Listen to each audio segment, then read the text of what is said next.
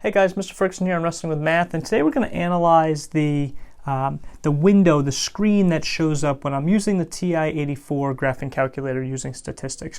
At the end of this video, I'm going to post just a short video on how I get to this window here to see this breakdown.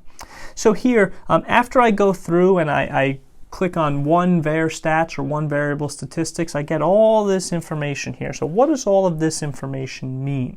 Okay, so here, okay, I have the x with this line over it. This right here is my mean, okay, my average of the numbers.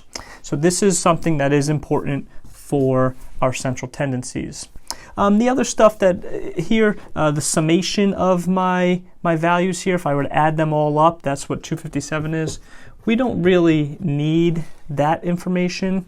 The next line is your sum squared, which again, we don't need that information, so I'm going to put it off on this side. The next two are your standard deviations. So this one is my sample standard deviation,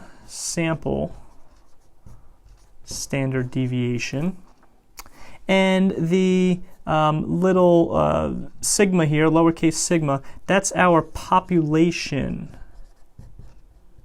standard deviation. Okay, this is one that we're going to use if they ask for the population standard deviation. Usually they'll tell you to round to the nearest hundredth. We'll do that off to the side. N here is your number of terms. Okay, which this set of data was, there were 7 numbers here. And down here is your 5-number summary. Okay, that we usually use for box plots, which there was a video that we did about box plots, but our minimum value in our 7 numbers here, our first quartile, our median, that's the middle number when written from least to greatest, third quarter or quartile 3, and then your maximum was 51. So using this set of data, again, the values that I put on the left are the ones that we're going to use the majority of the time when dealing with this.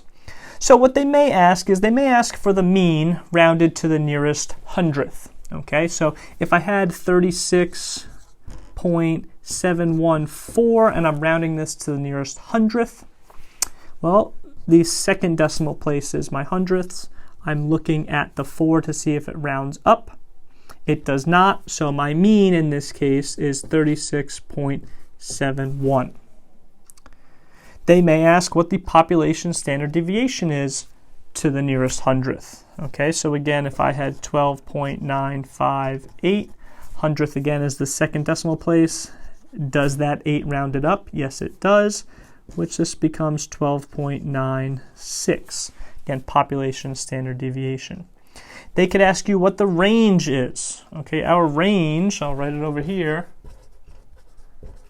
is your highest, we've talked about this before, minus your lowest, or your maximum minus your minimum. In this set of data, we have 51 minus 14. Okay, so my range would be 37. They may also ask for the interquartile range. We've talked about this previously. This is your third quarter minus your first quarter. In this case, I have 48 minus 21. So my interquartile range is 27. Again, if they ask for first quartile, third quartile, max, min, number of terms here, we have all this information here. Again, I'm going to post a brief video on how I got to this screen here to get my breakdown. Okay, so check it out on the screen. Thanks a lot, guys.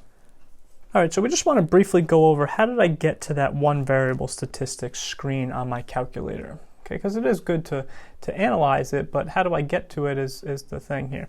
So if I had this set of data and I was told to find the mean, the median, the 5-number summary, whatever it may be, I'm going to go to my calculator. I'm going to press the stat button. Okay, so the stat button right there. I get this screen that comes up. I want to select choice 1. I want to edit this. Okay, so I'm going to press enter here. And I get these lists here, L1, L2, L3, L4, L5. I'm going to plug all of my numbers into L1. It doesn't matter the order I put them in because the calculator can order them for me. So I'm just going to plug these numbers in. I'm going to press enter as I go. So 14, enter, 21, enter, 37, enter, 42, enter, 44, 48, 51. Okay, so I have all of my numbers in L1.